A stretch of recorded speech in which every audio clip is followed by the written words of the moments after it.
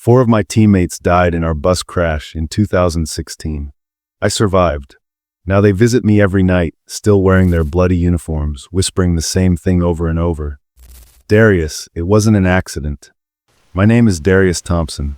I played linebacker for Clinton College in South Carolina. On September 17, 2016, our team bus was heading to a game in North Carolina when everything changed forever. The tire blew out. The bus veered into the median. Metal twisted. Glass shattered. 4 of my teammates died that day. I walked away with just a broken arm. That was 9 years ago. I thought I was healing. I thought the nightmares would stop. But last week, something happened that brought it all back. The dead started talking. I was cleaning out my old college gear when I found it. Stuffed deep in my equipment bag was our game program from that day. It was covered in dried blood and torn down the middle. But here's the thing that made my hands shake. There was writing on it that wasn't there before. In Marcus Williams' handwriting. My dead teammate who sat in front of me on the bus. The message said, "Check the maintenance records. They wanted you dead, not us." Marcus had been dead for 9 years. How could he write me a note? I called the college. They said no one had touched my old equipment. The storage room had been locked since 2018. The first signs.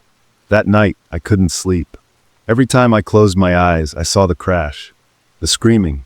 The blood. Marcus's face as the bus flipped. At 3 a.m., I heard footsteps in my apartment hallway. Heavy like football cleats on tile. I grabbed a baseball bat and opened my door. Nobody there. But wet footprints led from my door to the elevator. Muddy prints that smelled like motor oil and blood. The elevator buttons were pressed with bloody fingerprints.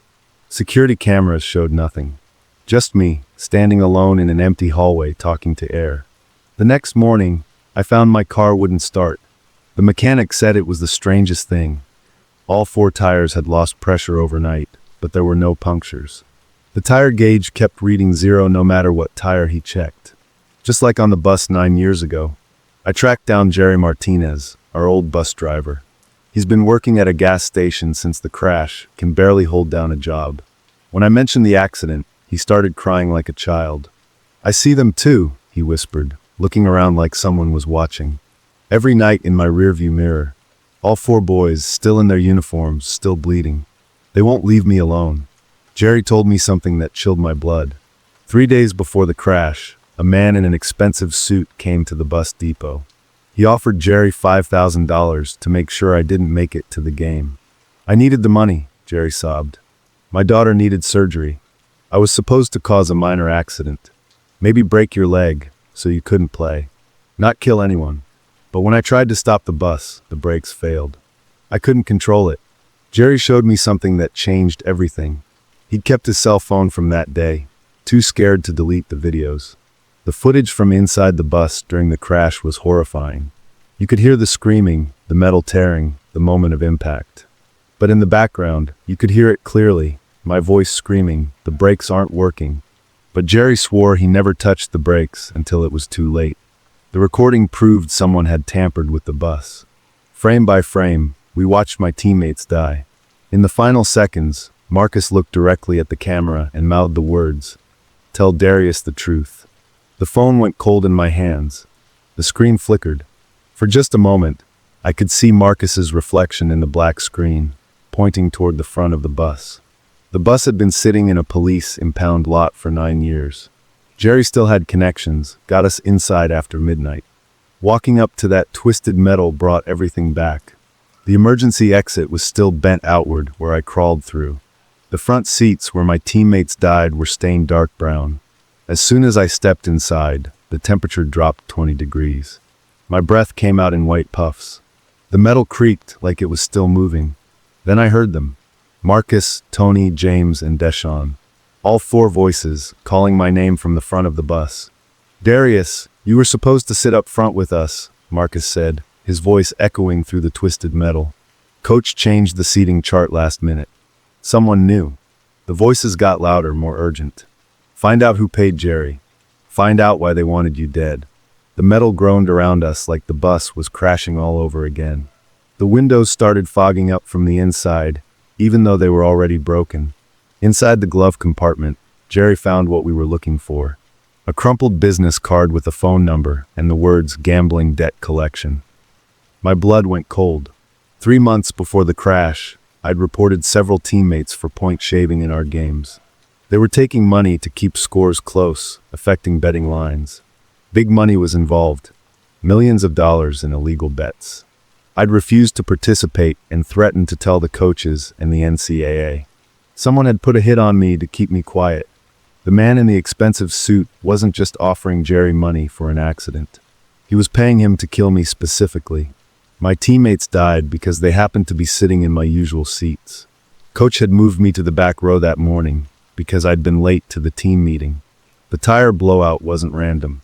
Jerry showed me the nail gun he'd used to puncture it before we left, planning to crash at exactly the right moment to take me out.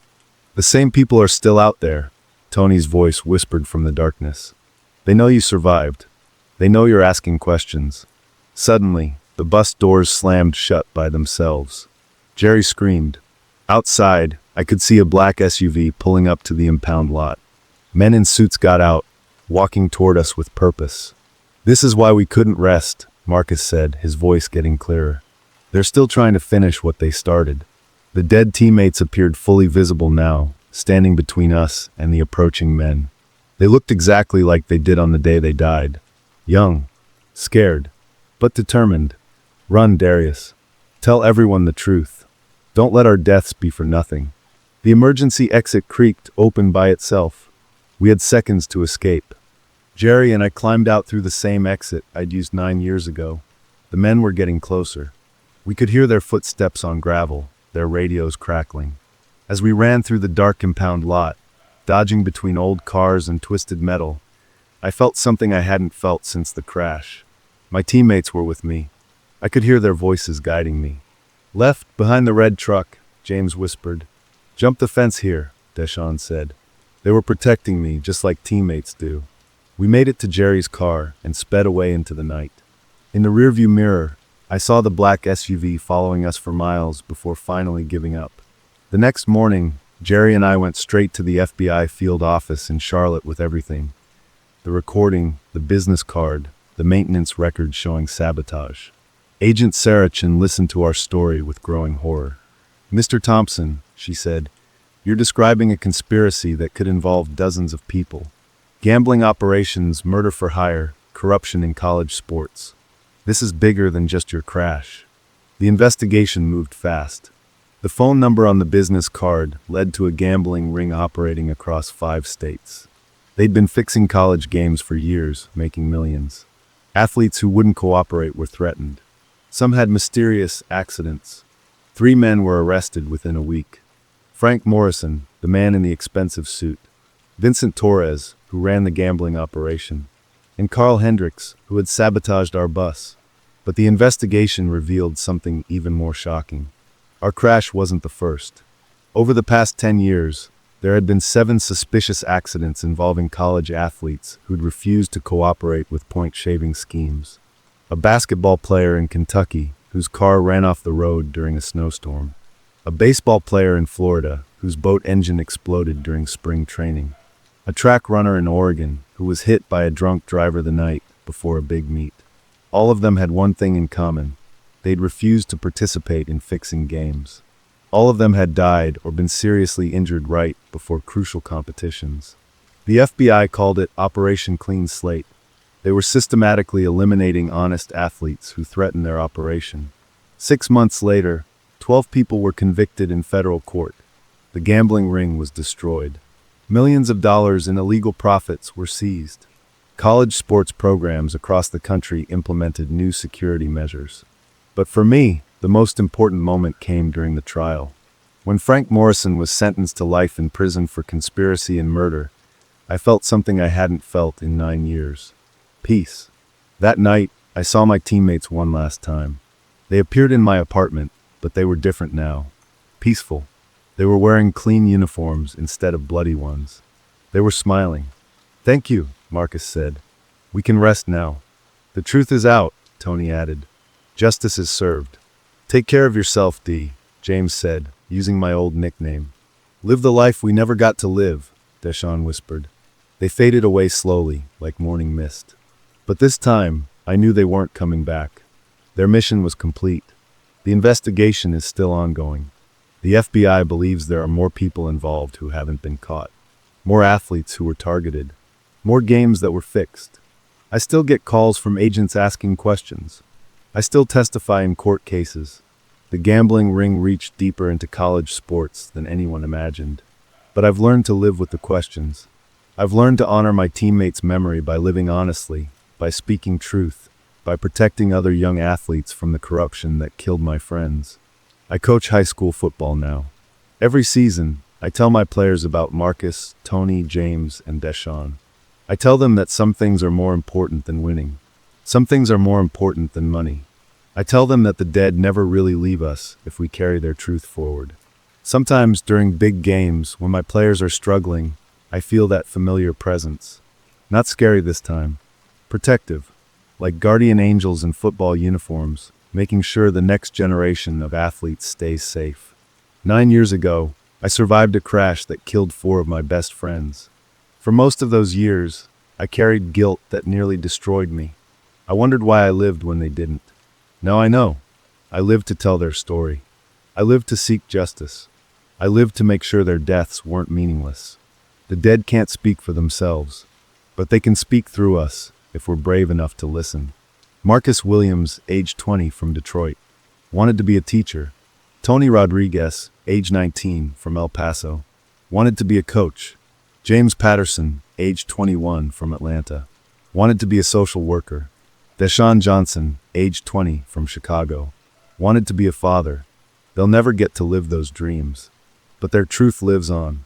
Share this story to uncover the truth behind the Clinton College bus crash and to honor Marcus, Tony, James, and Deshaun, who died fighting corruption in college sports.